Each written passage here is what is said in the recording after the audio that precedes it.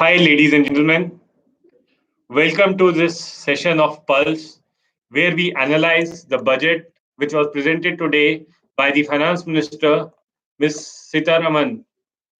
Thanks a lot for joining today, and we apologize for the delay which has happened for starting this session on Pulse. Now, first of all, before I start the session, let me start with a caveat that since the budget got delayed, we have not had a good chance to see the entire document in terms of fine print. So, whatever we say right now, that is based on what we've heard and of the speech of Ms. Sitaraman and little bit of the documents that we have been able to right now read of the budget.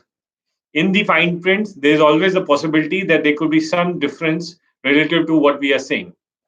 Now let's move ahead and talk about what this budget mean, how you're going to take it, what will be the reaction to the market, all those kind of things we will talk in this particular session. We'll be happy to take any questions that you have. So you can send us those questions, and that at the end we can take in this particular broadcast. Now, the first thing in this particular budget was that the first approximately 2 hours of the speech didn't have too many things to talk about, except for the fact that the government is saying that for this particular year, they will ensure that the fiscal deficit is going to remain at a level of around 3.8%.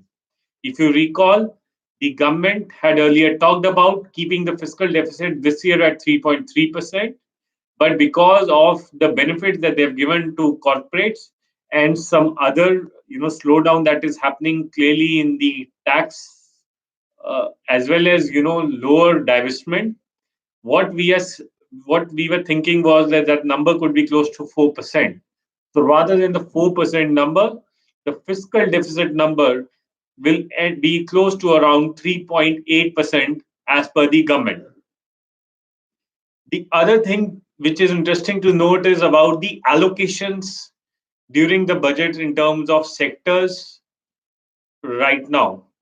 In this particular budget, for most of the sectors, there's hardly been any increase in terms of allocations. In fact, for some of these sectors, such as agriculture, rural, there has been a decline in terms of allocation relative to the budgeted estimates of 2020. So for 2021, there is a lower number in terms of the expenditure that the government is planning to do on agriculture. Only in case of transportation do we think that there is a substantial jump that the government is planning to do in terms of expenditure. So that is a kind of a positive for the infra sector. People who are right now, working towards, say, the road sector, that is the only benefit that we are seeing right now, that there is some focus on that particular segment. Now, let me talk about something which is very close to our heart, which is the capital market, and what has happened with regard to capital market. With regard to capital market, I think so. There are a couple of things that one needs to break it down to. First of all, from an FI perspective, this budget has been an excellent budget, considering that the DDT has been removed. So what essentially will happen earlier, what was happening was that the dividend that a company was paying to a shareholder, they were putting a tax on it. And when the FI was filling its return in their company, host nation from where they originate, the original country, at that particular point, they were not able to set off the tax that they have that the corporate has paid on the dividend which has been received by the FI. Now, with dividend distribution tax going away, that advantage will be there for the FIs. Also, if sovereign funds are looking at investing in priority sectors and for a minimum lock-in of 3 years till 2024, there we have given the investors benefit of no capital gains, no dividend. So that's a very good positive sign for the infra sector. The other thing in terms of foreign investment is that the percentage of investment which could have been done by say NRIs that in corporates was earlier at a level of 9%. That limit has been increased to 15%. So, which means that there could be a lot of money which could come in debt via NRIs into those companies. Now, in addition to that, if you look at the overall thought process, related to debt market, one additional positive sign was a launch of a GSEC oriented ETF. A lot of you might remember there was a Bharat ETF, which was investing in debt of public sector undertaking, which I think so raised somewhere close to 12,000 odd crores.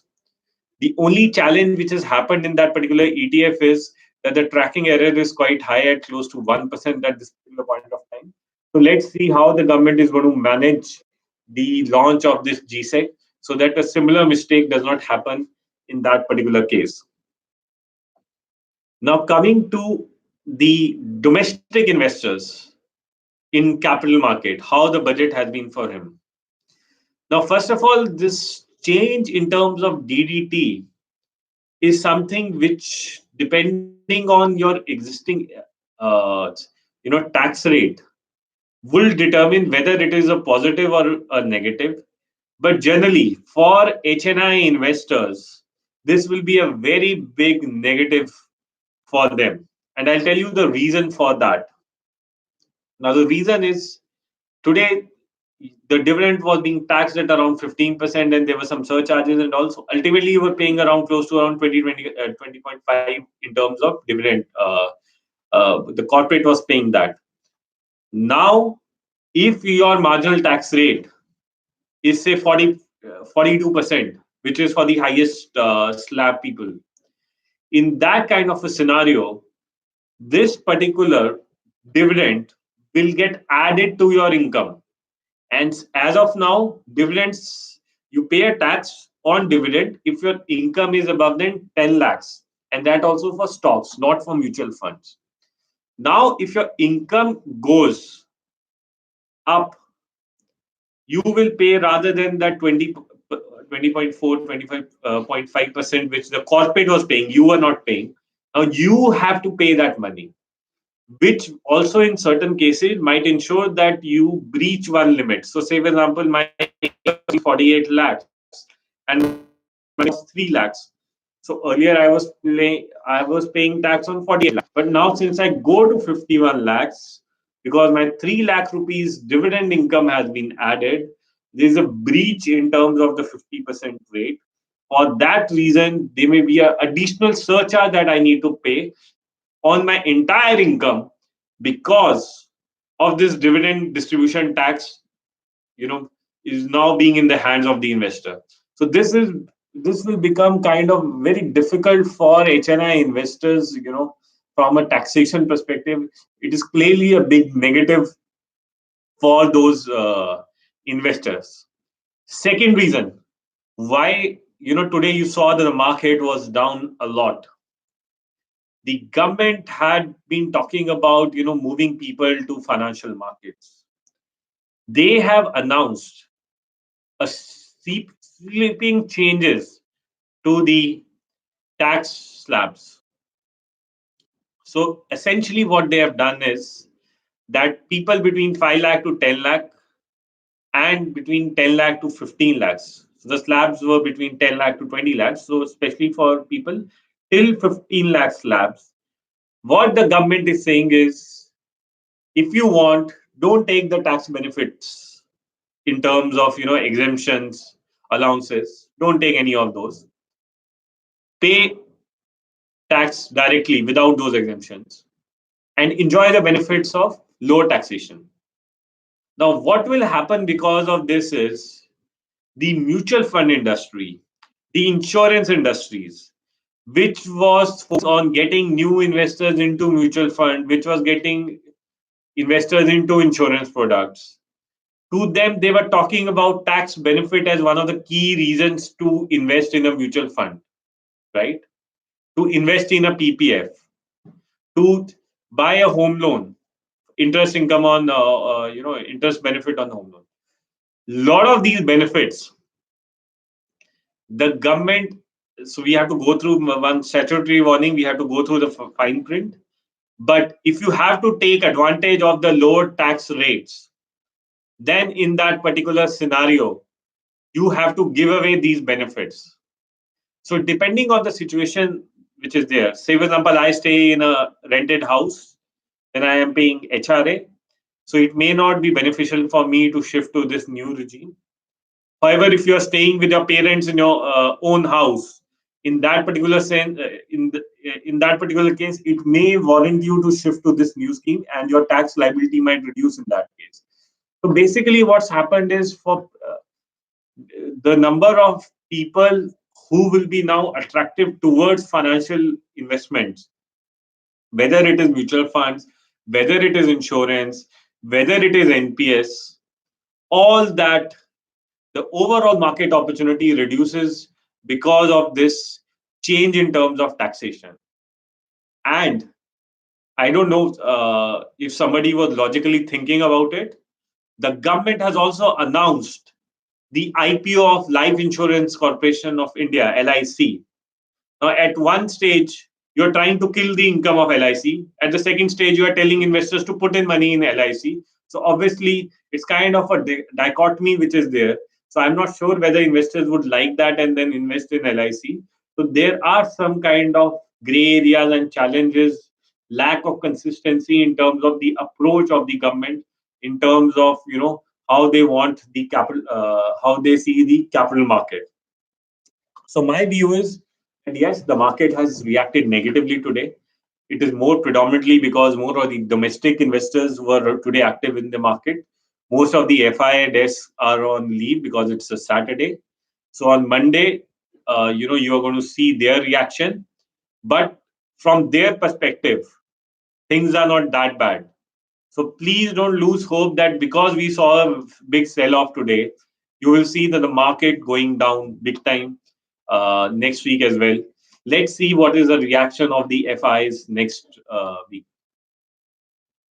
In terms of sectors, there were some benefits which are giving to fisheries. In terms of companies who are there in footwear segment, that is another a segment where there's a lot of focus. Some additional benefits are being given in terms of mobile manufacturing. There are companies like Dixon, Amber, Dixon. Those are the kind of companies who could benefit from the new change in terms of government policy in terms of electronics. There's been some increase in custom duty of some other products, and decrease also in case of, say for example, uh, paper. So those kind of sectoral impacts are there, and we'll send to our investors our note in the evening on the impact of the budget in terms of sectors. Now, coming to some of the other aspects of the budget, they did provide in this particular budget an opportunity to people who have not given tax properly, a period till March, without paying any interest and penalty, and till June, with paying some more interest and penalty. The details are still to be out. Whatever some unaccounted income that you have, that you can pay. Now, all these things are being done because the government's hand is quite tight right now. They don't have enough money right now. And for that reason, the government has come up with that. I think so. From that perspective, government right now also has a leverage of, using the funds which are available from the AGR case, which is due to come in Supreme Court for a hearing on Monday. If you look at some of the other things that were talked about in the budget, it seems to me that most of the focus of the budget was not that much in terms of growth. To be very honest, expenditures will not increase beyond a point. The focus is that on the lower income people, if there is some reduction that it can provide in terms of taxation, but for the rich, there is a continued increase in tax. In case of certain stocks like ITC, they will get negatively impacted because of a significant increase in duty, which was not done in last budget, but again now it has been done in this budget. So for that reason, we saw a big reaction in case of ITC. In case of certain banks like HDFC Bank, because most of their businesses will get impacted if the government is not focused on moving savings of people to financial savings into financial instruments. So for that particular reason, we saw that negative reaction in HDFC and those kind of stocks today in the market. So overall, if you ask me what is the rating for this particular budget, I would say the budget rating would be somewhere close to around 6 on 10. Uh, the investors need to now focus on back to the earning season, and we have to go through the fine print over the weekend to understand what actually has transpired in the budget. But from our initial view in the budget is that things are not as great as we were hoping to be. One of the key reasons is that there was clear expectations in the market that long term capital gains might be done away with, but that has clearly not happened. The expectation was that from 1 year it could go to 2 years or 3 years, and then you don't need to pay money on long term capital gains, which has clearly not happened as we have discussed. So that's it. I think so. We have covered most of the points today. For some technical reasons, I am not able to see the questions which investors would have posted today. And for that reason, I think so it would make sense for me to close the call right now. Wish you a very happy, new month that we are seeing. Please don't be worried about what has happened in the budget today, because it is 1 day scenario. In 3 4 days the market will obviously going to forget about it, unless there is something very major drastically negative which is there in the fine print. You know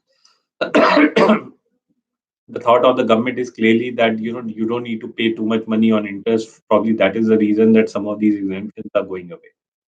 So thanks a lot, ladies and gentlemen, for joining for this particular broadcast. We'll be happy to do another session of Pulse soon. Thank you.